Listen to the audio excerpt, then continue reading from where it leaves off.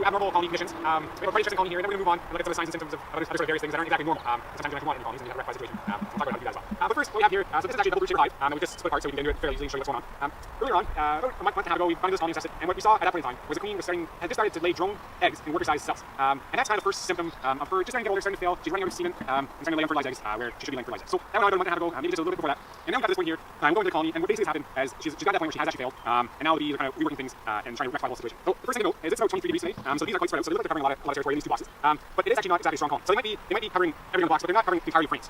So it's a bit of a weird colony, which is something to note. But going through the colony, the first thing we actually see here is what was kind of the tail end of the queen. So yeah, it's just starting to get to be a bit of a spotty brood pattern. And as I look at the box now, we have an even better frame ahead of us. So we'll go to that one.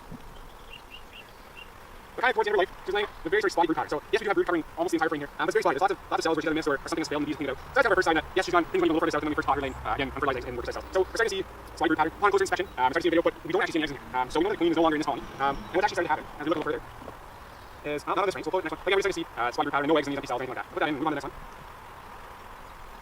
But there we go. What we're starting to see is these bees, when the queen finally failed, they kind of kicked into gear and started trying to rear their own queen. So what we're seeing here is a queen cell that they've produced, another one here. So these are all supersedure type cells because they are on the face of the frame, they're not all hanging out at the very bottom of the frame. And we can see that actually they're quite far advanced. So if you look closely, it actually has a very papery type look to it. And if you were to feel that, it would feel very, very sandpapery, but not so much waxy. So it's getting to the point where these cells are almost mature, and the bees are kind of taking off that wax coating on the bottom of that pupil case. And now that the outside of that pupil case is actually starting to show. So they're quite far advanced.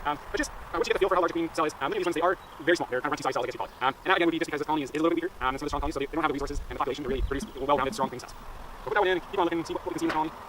So here again, we have a bunch more queen cells, and the bees are working on. They've got cells over here, cells down below, cells on each side of the frame. Again, notice the spotty brood pattern, and the lack of had a lot of bees on these frames. You can see the queen cell down here closer to the bottom. Now we did notice on early inspection as well, that the bees have actually started to tear down some queen cells.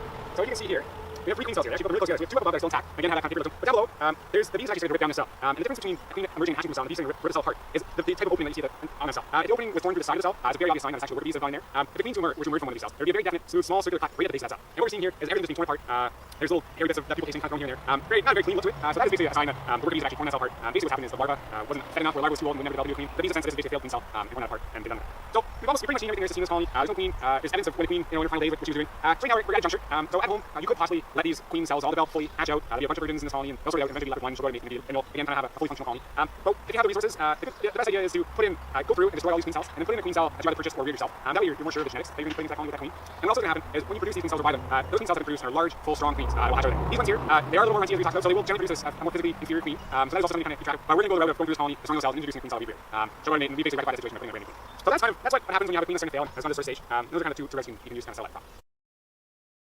What's happening over here is signs and symptoms of chalk root. So we don't actually have any physical chalk root inside this colony. We have evaluated that. But what you can see in the signs and symptoms of chalk root are these little white and black mummies that have basically this failed brood that's been mummified by fungus. And the bees, so these are actually in the cells of the colony, and then the brood dies and gets covered in this fungus. But when the bees finally get over and are able to deal with these, they'll chew them up and spit them outside the colony. So very good signs and symptoms of chalk root are these little mummy casings that are falling right up front of the colony. Sometimes you can see them in the front entrance of the colony. You don't exactly see that here, but there are lots of these little mummies just sitting up front of the colony. So we won't get into too much what chalk root is. You can do more reading on that. But you just have a good look at what this looks like. That's what we're trying to get across.